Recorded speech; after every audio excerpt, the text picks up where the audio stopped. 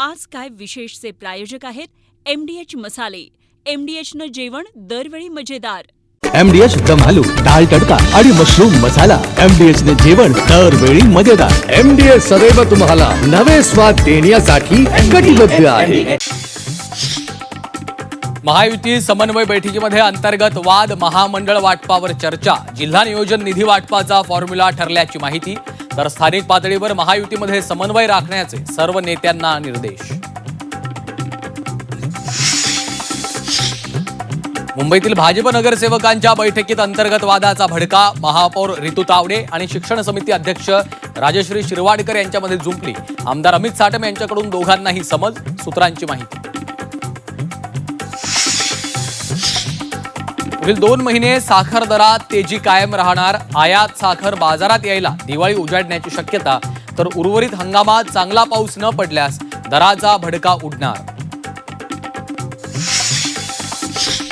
साखरेच्या दरवाढीमुळे चहाला महागाईची उकळी.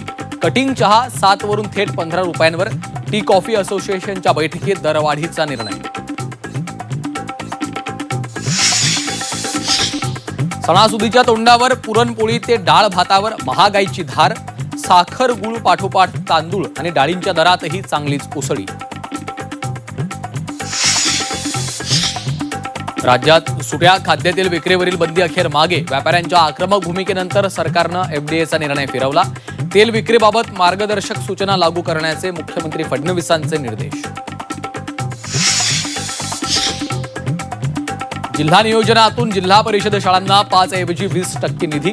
CJPनं शाळांची दुरवस्था पुढे आणल्यानंतर शाळांच्या आधुनिकीकरणाच्या हालचाली.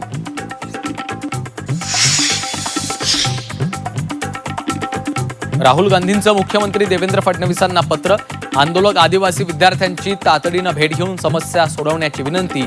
वसतिगृह दुरवस्थेसह वैद्यकीय तपासण्यांवरही आक्षेप. महाविकास आघाडी भाजपनंतर आता शिवसेनेचं मिशन जेन्झी. खासदार श्रीकांत शिंदे आज अंधेरीत तरुणांशी साधणार संवाद. अमरावती जिल्हा स्त्री रुग्णालयातील फायर ऑडिटला विलंब. 21 ऑगस्टलाच फायर ऑडिटची मुदत संपल्यानं व्हेंटिलेटरमध्ये स्फोट होऊनही अलार्म वाजलाच नाही. मंत्र्यांच्या मनधरणीनंतरही 29 ऑगस्टला आंदोलन करण्याचा जरांगेंचा निर्धार कायम. 58 लाख प्रमाणपत्र 28 तारखेपर्यंत द्या. जरांगेंचा अल्टिमेटम, तर दाखले देण्यास काही अधिकाऱ्यांकडनं विलंब. विखे पाटलांनी फोडलं खापर.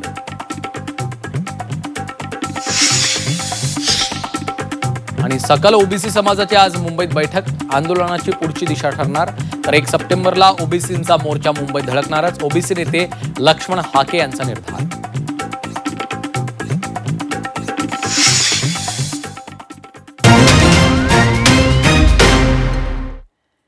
नमस्कार, मी श्रीकांत घुले. आपण पाहताय झी24 तास. आज काय विशेष या बातमीपत्रात आपलं मनापासून स्वागत.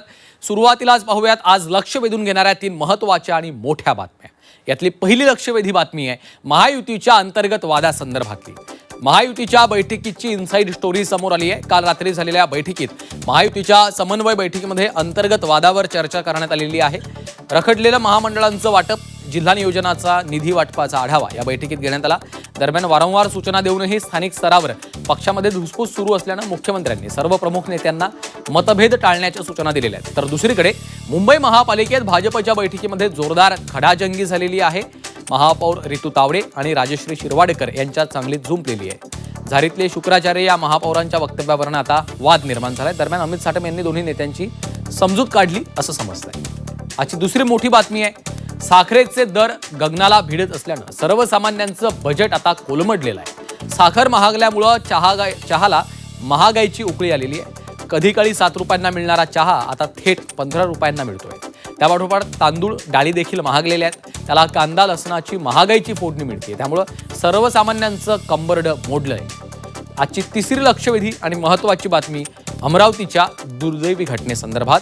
जिल्हा स्त्री रुग्णालयामधील फायर ऑडिटला विलंब झाल्यानं ही दुर्घटना घडल्याचं आता समोर आलेलं आहे. 21 ऑगस्टला फायर ऑडिटची मुदत संपलेली आहे. त्यामुळं व्हेंटिलेटरमध्ये स्फोट होऊन देखील अलार्म वाजलाच नसल्याचं समोर आलेलं आहे.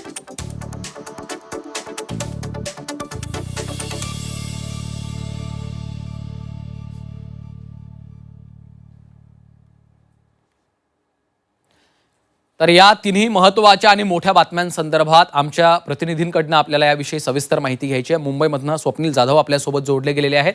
महायुतीच्या बैठकीमध्ये जे काही घडलेलं आहे त्याची इनसाइड स्टोरी आपल्या समोर आलेली आहे. स्वप्नील आपल्याला त्या संदर्भात अपडेट्स देतील. अनिरुद्ध दवाळे देखील आपल्यासोबत जोडले गेलेले आहेत. अनिरुद्ध, आपल्याला रुग्णालयामध्ये जे काही घडलेलं आहे, व्हेंटिलेटरचा जो स्फोट झालेला होता त्या संदर्भात नेमके काय अपडेट्स आहेत, कशा पद्धतीनं फायर ऑडिटला विलंब झाला होता त्या संदर्भात तपशील आपल्याला अनिरुद्ध यांच्याकडनं समजून घ्यायचे आहेत. आणि त्यानंतर आपल्यासोबत सीमा आढे देखील जोडल्या गेलेल्या आहेत. सीमा, महागाईमुळे सर्वसामान्यांचं बजेट कशा पद्धतीनं कोलमडलेलं आहे या बातमी संदर्भातले सर्व अपडेट्स आपल्याला सीमा यांच्याकडनं घ्यायचे आहेत. सुरुवात करूयात आजच्या पहिल्या आणि महत्त्वाच्या बातमीनं. अर्थातच बातमी आहे महायुतीमधील समन्वय बैठकीमध्ये अंतर्गत वादावर चर्चा झालेली आहे त्या संदर्भातली. रखडलेल्या महामंडळांचं वाटप आला आणि जिल्हा नियोजन निधीचा देखील आढावा घेण्यात आला.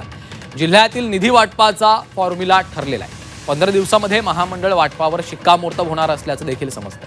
महायुती समन्वय समितीच्या रात्री झालेल्या बैठकीमध्ये विविध महत्त्वाच्या मुद्द्यांवर सखोल चर्चा झाली आहे. राज्यातील रखडलेली महामंडळ आणि जिल्हा नियोजन समितीच्या निधी वाटपाचा आढावा या बैठकीत घेण्यात आला. वारंवार सूचना देऊन देखील स्थानिक स्तरावर पक्षामध्ये धुसफूस सुरू असल्यानं स्वतः मुख्यमंत्र्यांनी सर्व प्रमुख नेत्यांना मतभेद टाळण्याच्या सूचना दिलेल्या आहेत. बैठकीत ठरल्यानुसार ज्या जिल्ह्यामध्ये निधी वाटपावरून महायुतीतील घटक पक्षांमध्ये मतभेद उद्भवतील तिथं सर्वप्रथम विभागीय आयुक्तांमार्फत तोडगा काढण्याचा प्रयत्न केला जाईल. तिथंही तोडगा न निघाल्यास समन्वय समितीच्या पातळीवर निर्णय घेतला जाईल. तरीही वाद न मिटल्यास अंतिम निर्णय मुख्यमंत्री आणि दोन्ही उपमुख्यमंत्र्यांच्या उपस्थितीमध्ये घेतला जाईल असं देखील समजतं.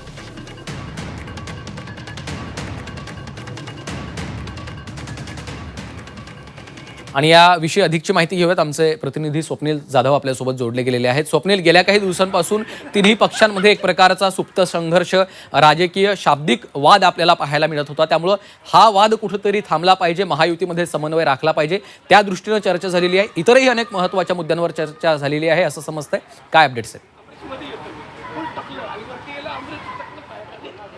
नक्कीच महायुतीमध्ये समन्वय हा राखला गेला पाहिजे यासाठी ही बैठक होती. मात्र गेल्या काही दिवसांपासून जी धुसफूस अंतर्गत माहिती जी चव्हाट्यावरती येत होती ती रोखण्यासाठी कुठेतरी आता महायुतीच्या प्रमुख नेत्यांनाच या बैठकीला उपस्थित राहावं लागलं. त्यांच्या नेतृत्वामध्ये ही बैठक झालेली आहे. पुन्हा 2 ते 3 महिन्यानंतर ही बैठक होणार आहे. मात्र त्या बैठकीपर्यंत काही रोडमॅप हा ठरवण्यात आलेला आहे. एकूणच वादाचे विषय या बैठकीमध्ये चर्चिले गेले ते म्हणजे महामंडळासंदर्भातील वाटप असेल, एकूणच जिल्हा नियोजन समितीमधील निधी वाटप असेल, आमदारांना मिळणारा निधी असेल, एकूण अशा बऱ्याच प्रश्नांवरती काल चर्चा झालेली आहे. काही आमदारांनी, काही नेत्यांनी आणि काही प्रमुख सुद्धा मंत्र्यांनी काही प्रश्न उपस्थित केले आणि प्रश्नांवरती चर्चा सुद्धा झालेली आहे. महायुती म्हणून आगामी जिल्हा परिषदेच्या निवडणुका असेल किंवा स्थानिक पातळीवरच्या निवडणुका असतील तर एकत्रित लढायचा आहे हा एक सूर त्या बैठकीमध्ये उमटलेला आहे. मात्र सर्वांना समजून एकूणच आपल्याला काम करायचं आहे आणि आपली जी कामं केलेली आहेत ती जनतेपर्यंत कशी पोहोचवावी या संदर्भातील चर्चा आणि निर्णय काल झालेले आहेत. का महत्त्वाचं मार्गदर्शन जे आहे ते मुख्यमंत्री आणि दोन्ही उपमुख्यमंत्र्यांनी दिलेलं आहे. मात्र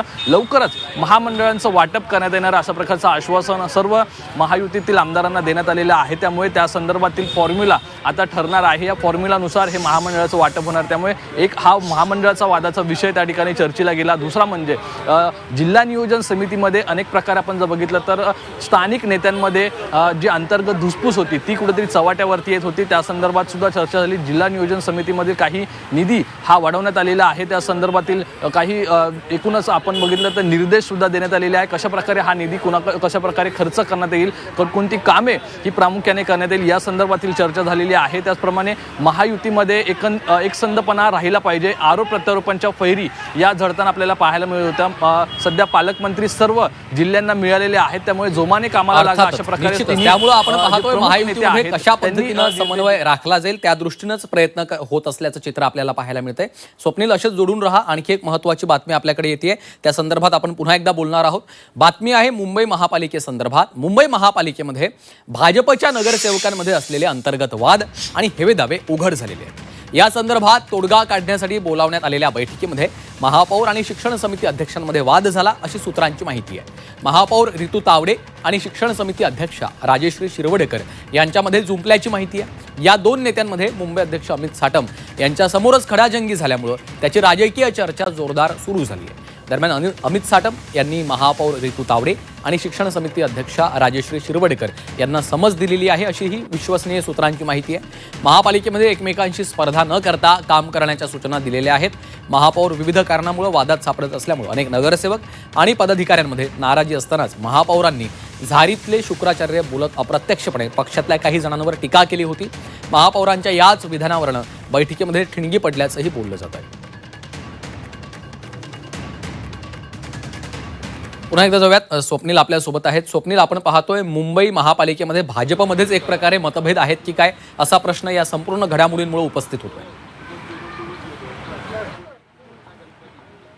नक्की ज्या सर्व घटनांमुळे एकूणच भाजपमध्ये अंतर्गत वाद जो आहे तो चव्हाट्यावर येतो, त्यामुळे भाजपमध्ये एकमत आहे की नाही याचा प्रश्न उपस्थित होतो। कारण भाजप 4 महिन्यांपासून खरं तर भाजपचा महापौर हा मुंबई महानगरपालिकेवरती आहे, मात्र महापौर ऋतू तावडे यांच्या कामापेक्षा जास्तीत जास्त आरोप हे त्यांच्यावरती झालेले आहेत। अनेक प्रकरणं ही समोर आली आहेत, त्यामुळे झारीतला शुक्राचार्य कोण असा सवाल हा केलेला आहे महापौर ऋतू तावडे यांनी, आणि यावरूनच कुठेतरी पक्षांतर्गत कलह वाढला असल्याचं पाहायला मिळतंय। काल नगरसेवकांची जी बैठक बोलावण्यात आली होती, या बैठकीपूर्वी मुंबई महानगरपालिकेच्या समित्यांवरती जे असलेले नगरसेवक महत्त्वाचे सदस्य आहेत त्यांची मुंबई अध्यक्ष भाजपचे अमित साटम यांच्या सोबत बैठक झालेली आहे, जे वारंवार आरोप प्रत्यारोप होतात, अनेक प्रकरणं समोर येतात, या संदर्भात चर्चा झाली। याच दरम्यान ज्या शिक्षण समितीच्या अध्यक्ष ज्या आहेत राजेश शिरवाडकर यांच्यामध्ये आणि ऋतू तावडे यांच्यामध्ये तुतुमैमय झाले असल्याची माहिती समोर आलेली आहे। त्यामुळे नक्की झारीतला शुक्राचार्य कोण हे वाक्य भाजपच्या काही सदस्यांना लागलेलं आहे का, असा सवाल या तुतुमैमयमधून आपल्याला बाहेर पडताना पाहायला मिळतो। एकीकडे महापौर या पक्षांतर्गत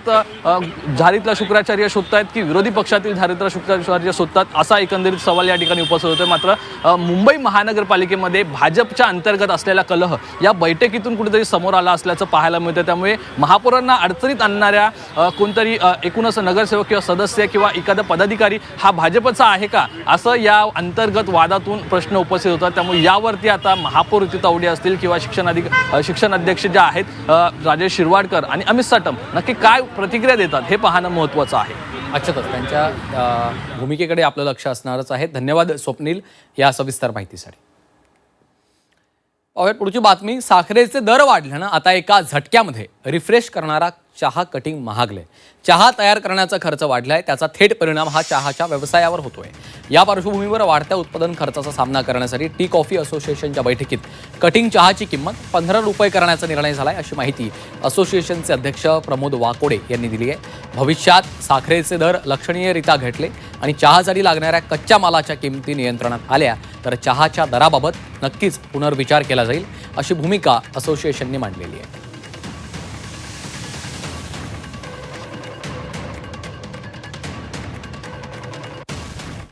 सणासुदीच्या तोंडावर गृहिणींचं किचनचं बजेट कोलमडलंय। साखर, गूळ, तांदूळ आणि डाळीच्या दरांमध्ये उसळी झालेली आहे। कडधान्यांसह लसूण आणि कांदा देखील महागलाय।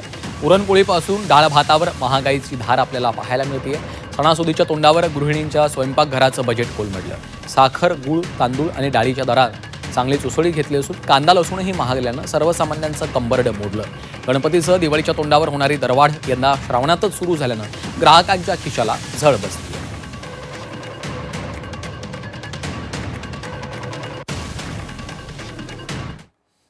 आणि थेट जाऊयात, आमच्या प्रतिनिधी सीमा आढे आपल्यासोबत जोडल्या गेलेल्या आहेत। सीमा, आपण पाहतोय आता सणासुदीचे दिवस आहे आणि त्यामध्येच आता दर वाढल्यामुळं, महागाई वाढल्यामुळं गृहिणींचं बजेट आपल्याला कोलमडलेलं दिसतंय। नक्कीच ऐन सणासुदीच्या काळामध्ये सर्वसामान्य नागरिकांच्या खिशालाही कात्री लागताना आपण सध्या पाहतोय। खरं तर जी दरवाढ दिवाळी आणि गणेशोत्सवाच्या तोंडावर व्हायची, आता ती दरवाढ श्रावणातच झाल्यामुळे गृहिणींचं बजेट जे आहे ते कोलमडलेलं आहे। मागच्याच आठवड्यामध्ये साखरेचे दर हे लक्षणीय वाढले आणि त्यामुळे प्रत्येक गोष्टीवरती याचा परिणाम जो आहे तो होतोय आणि महागाईचे फटके आता सर्वसामान्यांना दर दिवशी लागताना आपल्याला पाहायला मिळत आहे। साखरेचे दर वाढल्यामुळे ठिकठिकाणी चर्चा होत असताना आता साखर, गूळ सोबतच डाळ आणि इतर जे कडधान्य आहेत त्यांचे सुद्धा दर हे लक्षणीय वाढले। त्यामुळे प्रत्येक गोष्टींवरती आणि गृहिणींच्या बजेटवरती याचा मोठा परिणाम जो आहे तो होताना आपल्याला पाहायला मिळत आहे। साखर आणि गूळ हे प्रत्येकी 20 रुपयांनी वाढले आहेत. तर तांदूळ देखील 20 ते 25 रुपये, विविध प्रकारचे तांदूळ असतात त्यांच्यामध्ये देखील 20 ते 25 रुपयांनी वाढ झालेली आहे. त्यामुळे आता हा प्रश्न उपस्थित केला जातोय की दिवाळीमध्ये जी दरवाढ व्हायची, गूळ आणि तांदूळ सोबतच साखरेच्या किमतीमध्ये जे आपल्याला बदल पाहायला मिळायचे ते आत्ताच म्हणजे श्रावणाच्या महिन्यातच पाहायला मिळत आहे. त्यामुळे आताही आपण महागाईला आणि या दरवाढीला सामोरे जात असताना आता पुन्हा एकदा दिवाळीमध्ये देखील दरवाढ होणार का असा सवाल जो आहे तो सध्या प्रत्येक ठिकाणी उपस्थित केला जातो. आणि अर्थात हा सवाल उपस्थित होणं तेवढंच गरजेचं आहे, कारण आता जर दरवाढ झाली तर मग दिवाळीमध्ये देखील प्रत्येक गोष्टीची जी भाव आहे म्हणजे मागणी जी आहे ती वाढते. मागणी वाढल्यावरती प्रत्येक गोष्टीचे दर देखील वाढतात. त्यामुळे दिवाळीमध्ये देखील दरवाढ होणार का असा सवाल उपस्थित केला जातोय. दुसरीकडे मागच्या आठवड्यामध्ये जसं मी म्हणाले की साखरेचे दर हे प्रचंड वाढलेले होते आणि साखरेचे दर वाढल्यामुळे साखरेने तयार होणारे जे पदार्थ आहेत त्यांच्या देखील किमतीमध्ये वाढ होताना आपल्याला पाहायला मिळत आहे. सगळ्यात चर्चेत आहे चहाच्या जी कटिंग आधी चहाची कटिंग जे आपण 7 रुपये किंवा 10 रुपयामध्ये आपण पीत होतो, चहा मिळत होती, आता मात्र 15 रुपयांनी दर जे आहेत ते वाढलेले आहेत. त्यामुळे सर्वसामान्य नागरिकांना कोणत्याही म्हणजे प्रत्येक ठिकाणाहून प्रत्येक गोष्टींमध्ये आता महागाईची झळ जी आहे ती बसताना पाहायला मिळत आहे. अर्थातच त्यामुळे आपण पाहतोय ऐन सणासुदीमध्येच आता सर्वसामान्यांना या महागाईच्या झळा सोसाव्या लागत आहेत. धन्यवाद सीमा या माहितीसाठी. पुढची बातमी. राज्यामध्ये सुट्या खाद्यतेलाच्या विक्रीवरील बंदी उठवण्यात आलेली आहे. मात्र सुट्या तेलातील भेसळ रोखण्यासाठी एक SOP तयार करण्यात येणार आहे अशी माहिती मुख्यमंत्री देवेंद्र फडणवीसांनी दिली. किरकोळ व्यापाऱ्यांवरील अन्याय टाळण्यासाठी मुख्यमंत्र्यांनी हे निर्देश दिलेत. अन्न व औषध प्रशासन विभागाच्या घोषणेमुळे सर्वसामान्य आणि पारंपरिक तेल विक्रेत्यांमध्ये नाराजी निर्माण झाली होती. त्याची दखल घेत सरसकट बंदी न घालता मध्यम मार्ग काढण्याबाबत मुख्यमंत्री देवेंद्र फडणवीसांनी सुचवलं. सुट्या तेलाच्या संदर्भात आज मंत्रिमंडळाच्या बैठकीमध्ये काही मंत्र्यांनी हा विषय उपस्थित केला. मंत्र्यांचं मत अगदी स्पष्ट होतं की जी काही FDAच्या माध्यमातून वेगवेगळी कारवाई चालली आहे ती योग्य आहे. कारवाई अशा पद्धतीनं होत राहिली पाहिजे.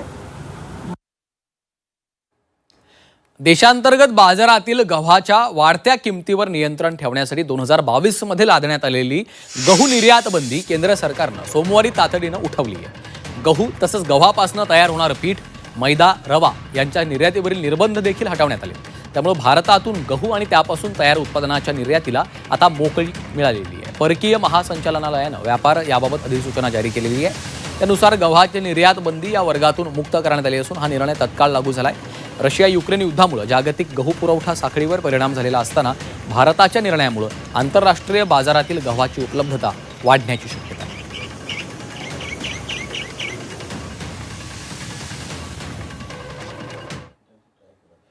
अमरावती जिल्हा स्त्री रुग्णालय आग प्रकरणामध्ये रुग्णालयातील फायर ऑडिटला विलंब झाल्याचं आता समोर येत आहे.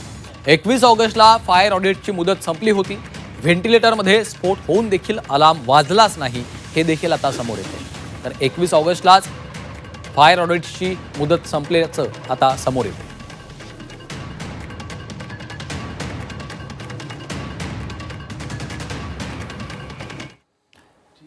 आणि थेट जाऊयात, आमचे प्रतिनिधी अनिरुद्ध दवाळे सध्या आपल्यासोबत जोडले गेलेले आहेत. अनिरुद्ध, आपण पाहतोय 21 ऑगस्टलाच खरं तर फायर ऑडिट संदर्भातली मुदत होती ती संपलेली होती, त्याला विलंब झाला, त्यामुळेच हा सगळा प्रकार घडला आणि दुर्दैवानं आपण पाहतोय हे आता सगळं घडलेलं आहे असंच म्हणावं लागेल.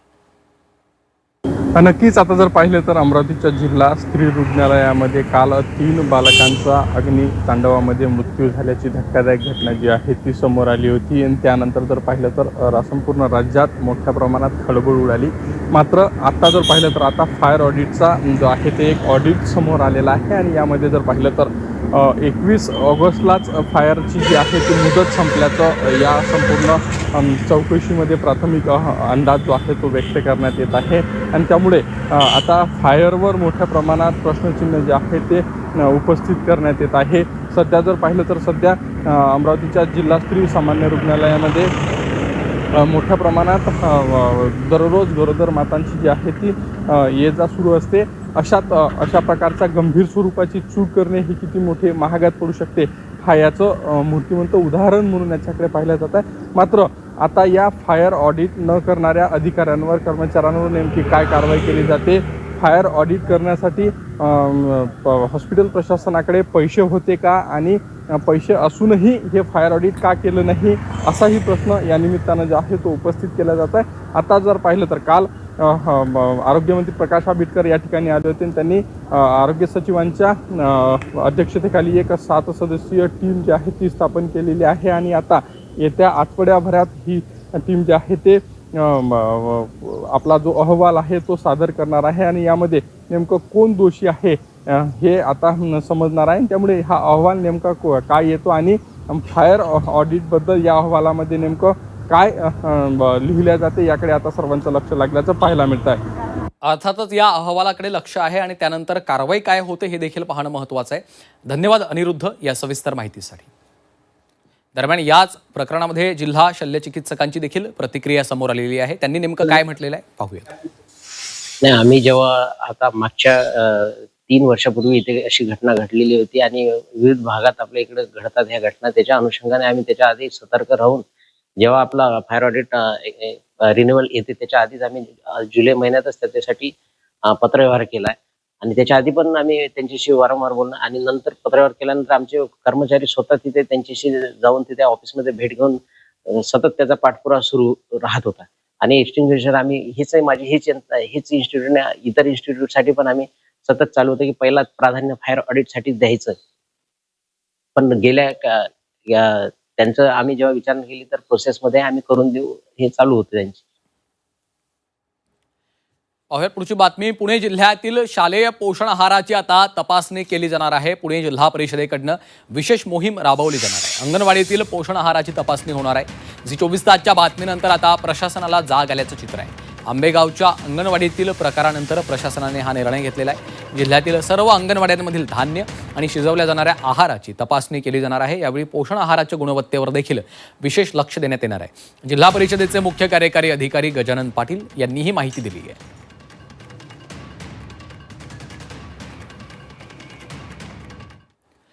राज्यातील झेडपी शाळांचा लवकरच कायापालट होणार आहे. सीजेपीनं शाळांची दुरवस्था समोर आणल्याच्या नंतर राज्यातील शाळांच्या आधुनिकीकरणासाठी हालचाली सुरू केल्या. शाळांचा दर्जा सुधारण्यासाठी जिल्हा नियोजन विकास निधीतून आता 5 ऐवजी 20% निधी खर्च करण्यात येणार आहे. दरम्यान जुनं धोरण विसरा आणि शाळांचा कायापालट करा असे आदेश उपमुख्यमंत्री एकनाथ शिंदेंनी दिले. जिल्हा नियोजन निधीमधून शाळांच्या इमारती, वर्गखोल्या, स्वच्छतागृह, पिण्याचं पाणी, क्रीडांगणं, प्रयोगशाळा आणि डिजिटल सुविधांना प्राधान्य देण्याचं सांगण्यात आलेलं आहे.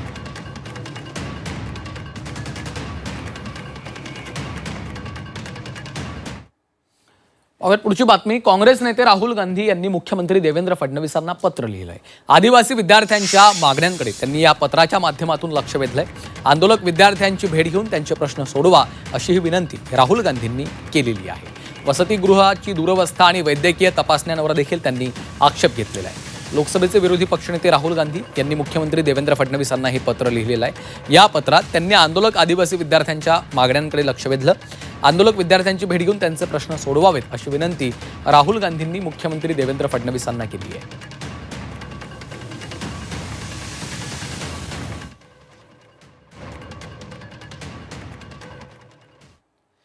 बँकांनी देशव्यापी संपाचा इशारा दिलेला आहे. 11 सप्टेंबरला देशभरात संपाची हाक देण्यात आली आहे. विविध मागण्यांसाठी बँक संघटनांनी एल्गार पुकारलाय. संप झाल्यास सलग 4 दिवस बँका बंद राहण्याची शक्यता आहे. 5 दिवसांचा आठवडा लागू करण्यात होणारा विलंब, कामगिरीवर आधारित प्रोत्साहन अर्थात PLI योजनेमधील तफावत आणि जुनी पेन्शन योजना यासारख्या विविध प्रलंबित मागण्यांसाठी युनायटेड फोरम ऑफ बँक युनियन्सनं 11 सप्टेंबरला देशभरात संपाची घोषणा केली आहे. या संपामुळे सलग 4 दिवस बँकिंग सेवा ठप्प होण्याची शक्यता निर्माण झाली आहे. 11 सप्टेंबर रोजी शुक्रवारी हा संप होणार असून त्यानंतर शनिवार आणि रविवारच्या नियमित बँक सुट्या, तर काही राज्यांमध्ये 14 सप्टेंबरला गणेश चतुर्थीची सुट्टी असल्यामुळे सलग 4 दिवस बँकांचं कामकाज हे प्रभावित होऊ शकतं.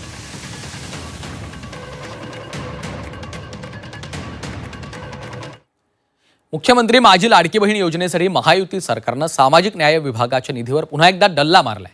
लाडकी बहीण योजनेतील लाभार्थी महिलांना जुलै महिन्याचा हप्ता देण्यासाठी सामाजिक न्याय विभागाच्या तरतुदीमधून 344 कोटी रुपये महिला बालकल्याण विभागाकडे वळवण्यात आले. सामाजिक न्याय विभागाचा निधी वळवल्यासंदर्भातला शासन निर्णय जारी करण्यात आला. लाडकी बहीण योजना सुरू झाल्यापासून या योजनेसाठी सातत्यानं सामाजिक न्याय विभाग तसंच आदिवासी विकास विभागाचा हजारो कोटींचा निधी वळवला जातो. याचा परिणाम या दोन्ही विभागाच्या इतर योजनांवर जाणवू लागलेला आहे.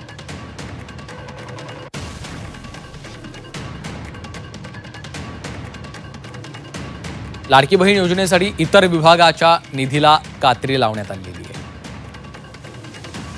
सामाजिक न्याय आणि आदिवासी विकास विभागाचा निधी वळवलाय.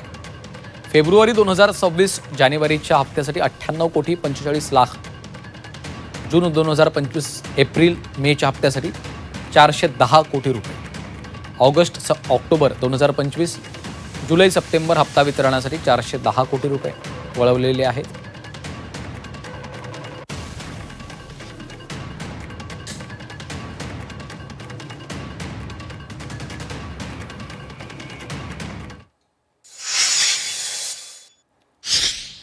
तर एक ब्रेकिंग बातमी पाहूयात. पुढच्या महिन्यामध्ये उद्धव ठाकरे संभाजीनगरच्या दौऱ्यावर आहेत. 16 आणि 17 सप्टेंबरला शिवसेना पक्षप्रमुख उद्धव ठाकरे यांचा संभाजीनगरचा दौरा आहे.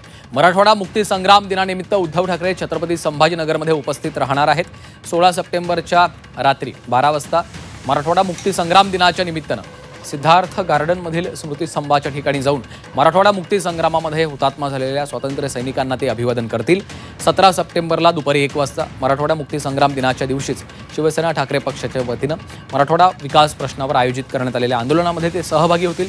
उद्धव ठाकरे यांच्या नेतृत्वामध्ये हे आंदोलन होणार आहे अशी माहिती समोर येते.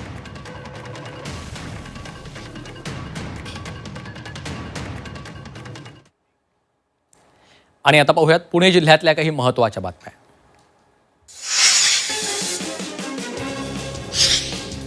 शिरूर तालुक्यातील खंडाळा इथं रस्त्यावरनं प्रवास करणाऱ्या प्रवाशांना बिबट्यांच्या पिल्लांचा मुक्त संचार कॅमेऱ्यात कैद केला. वाहनाचा प्रकाश पडताच या पिल्लांनी काही वेळातच अंधारात पळ काढला. या बिबट्यांमुळे ग्रामस्थांमध्ये भीतीचं वातावरण निर्माण झालं असून बिबट्यांचा बंदोबस्त करावा अशी मागणी केली जाते.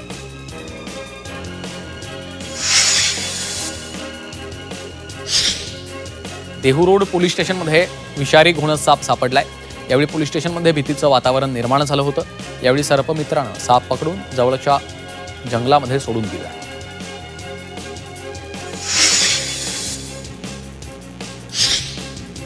पुण्यात अपघातामध्ये नुकसान झाल्यास आता PMPML भरपाई देणार आहे. वैयक्तिक किंवा सार्वजनिक मालमत्तेचं नुकसान झाल्यास संबंधित मालमत्ता धारकांना नुकसान भरपाई मिळणार आहे. पुणे महानगर परिवहन महामंडळाच्या वतीनं नुकसान भरपाई देण्याचं धोरण निश्चित करण्यात आलेलं आहे.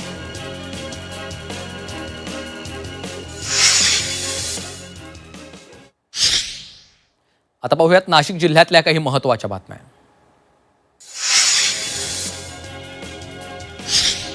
नाशिकच्या कुंभमेळा आणि पायाभूत सुविधांच्या प्रकल्पांवर सरकारकडनं हजारो कोटींचा निधी खर्च केला जातोय. बंद पडलेल्या 100 ते 125 मराठी शाळा वाचवता आल्या असत्या असं मत सुप्रीम कोर्टातल्या न्यायमूर्तींनी व्यक्त केलं. त्यावर आता कुंभमेळा मंत्री गिरीश महाजन यांनी प्रतिक्रिया दिली आहे. कुंभमेळा हिंदूंच्या आस्थेचा विषय आहे. शाळांसाठी सरकार वेगळा निधी देईल असं महाजन यांनी म्हटलं आहे.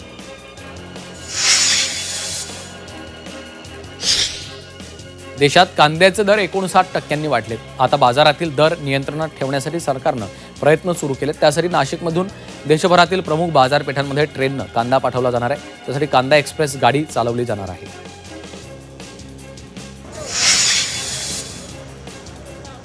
अमरावती रुग्णालयातील आगीच्या घटनेनंतर नाशिक जिल्हा प्रशासन सतर्क झालंय. जिल्ह्यातील सर्व शासकीय आणि खासगी रुग्णालयांचं सुरक्षा ऑडिट करण्याचे आदेश देण्यात आले. अग्निसुरक्षा, विद्युत सुरक्षा आणि लिफ्ट सुरक्षेची तपासणी होणार आहे. तसंच ICU, NICU, PICU आणि CCU विभागाचं विशेष फायर ऑडिट देखील करण्यात येणार आहे.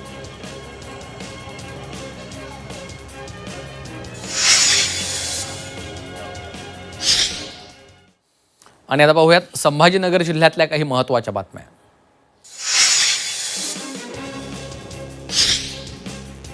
संभाजीनगरमधील अजबनगर इथल्या प्रसिद्ध हॉटेलमध्ये उंदीर फिरताना दिसलाय. हा संपूर्ण प्रकार एका ग्राहकानं कॅमेऱ्यामध्ये कैद केला. ग्राहक जेवण करत असलेल्या जागेतच उंदीर मोकाटपणे फिरत असल्याचं दिसत असल्यामुळे हॉटेलमधील स्वच्छता आणि खाद्यपदार्थांच्या सुरक्षिततेवर गंभीर प्रश्न उपस्थित झाले.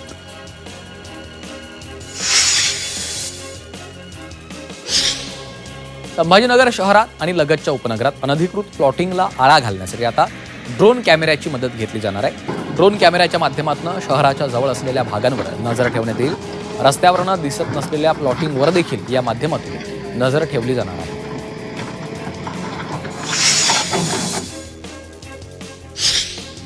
संभाजीनगर विमानतळाचं आता खासगीकरण करण्यात येणार आहे. देशातील एकूण 11 विमानतळाचं खासगीकरण होणार आहे. त्यामध्ये छत्रपती संभाजीनगर विमानतळाचा समावेश आहे.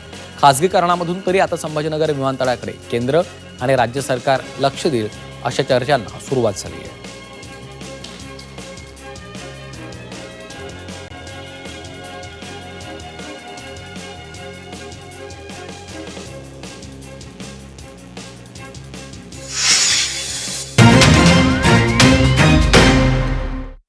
आज काय विशेषचे प्रायोजक आहेत MDH मसाले. MDHनं जेवण दरवेळी मजेदार. MDH दम आलू, डाळ तडका आणि मशरूम मसाला. MDH ने जेवण दरवेळी मजेदार. MDH सदैव तुम्हाला नवे स्वाद देण्यासाठी कटिबद्ध आहे.